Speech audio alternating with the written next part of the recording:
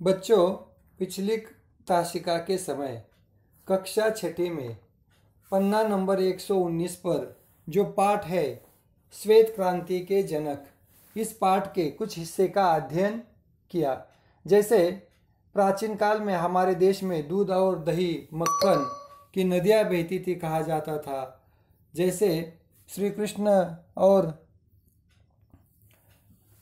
लोगों का जो गोकुल यानी वृंदावन में जो नाता था, वो मुख्य नाता दूध दही मक्खन आदि की वजह से ही था, क्योंकि कृष्ण को जहाँ कर्मयोगी कहा जाता था वही प्रेम से ग्वाला भी कहा जाता था।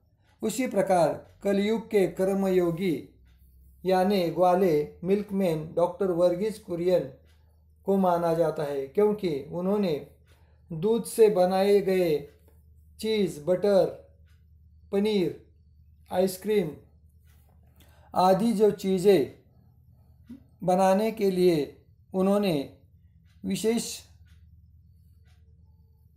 प्रयास किए और इसके माध्यम से उन्होंने डेयरी में इंजीनियरिंग करने के बाद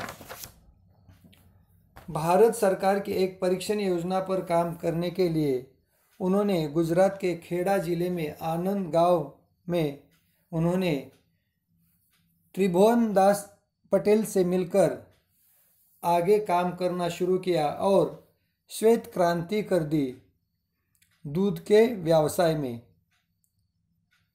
डॉक्टर कुरियन इतने त्रिभुवन दास जी से डॉक्टर वर्गीज कुरियन इतने प्रभावित हुए कि इन्होंने इस काम को सफलता दिलाना ही अपना ध्येय बना लिया, क्योंकि उतनी दूरदर्शिता लगन त्रिभुवन दास जी के काम में थी।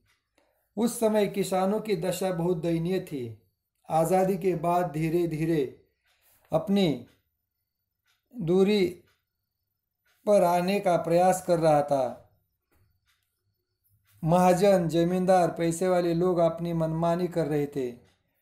किसान अपनी ज़रूरत के लिए अपनी ज़मीन, पशुधन जमींदारों के पास गिरवी रखता था, क्योंकि उसके लिए वो विवश था। उन्हें अपनी गाय भैंसों का दूध बहुत कम कीमत पर ठेकेदार को बेचना पड़ता था।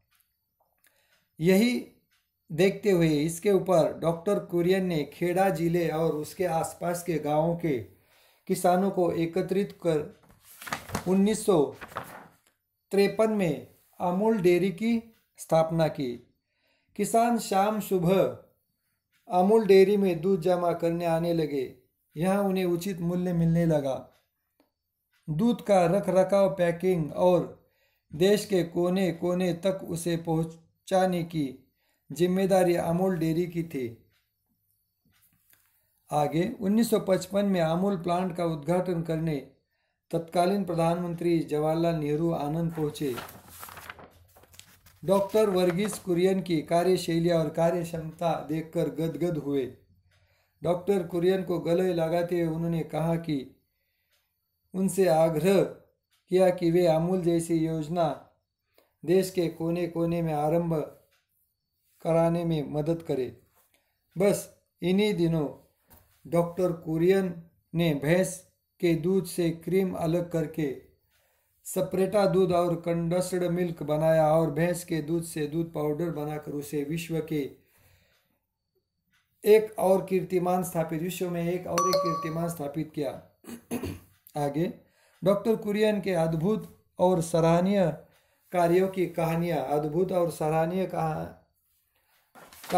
कहानियाँ सब तरफ उनकी प्रशंसा होने लगी। कहानियाँ सुनाने लगे। अमूल सहकारी संघ के आधार पर हर राज्य, हर जिले में ऐसी संस्थाएं बनाने की मांग जोर पकड़ने लगी। पन्ना नंबर 121 पर 1965 में तत्कालीन प्रधानमंत्री लाल बहादुर शास्त्री ने राष्ट्रीय डेयरी विकास बोर्ड की स्थापना की और डॉक्टर वर्गीज कुरियन को उसका अध्यक्ष बना दिया।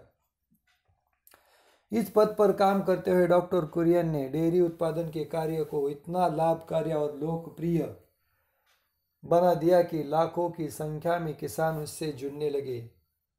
किसानों को दुधारू पशुओं के महत्व के बारे में उनकी जानकारी, रहन सहन, देखरेख, खान पान के इलाज के बारे में गांव-गांव में प्रदर्शनी का आयोजन किया। किसानों को पौष्टिक चारा उगाने का प्रशिक्षण दिया जाने लगा। डॉक्टर कुरियन ने गाय भैंसों की नस्ल सुधारने के लिए क्रॉस ब्रीडिंग पद्धति के महत्व के बारे में जागरूकता पैदा करना शुरू किया। संकर प्रजाति की गायों और भैंसों से दूध का उत्पादन दिन प्रतिदिन बढ़ने लगा और 1960 में जहां हमारे देश का दूध उत्पादन 2 करोड़ टन था, वही आज 13 करोड़ टन के करीब, जो पूरे विश्व में एक रिकॉर्ड है। अपने जीवन काल में डॉक्टर वर्गीज कुरियन और उनके सहयोगी ने दूध के उत्पादन में अभूतपूर्व सफलता हासिल की।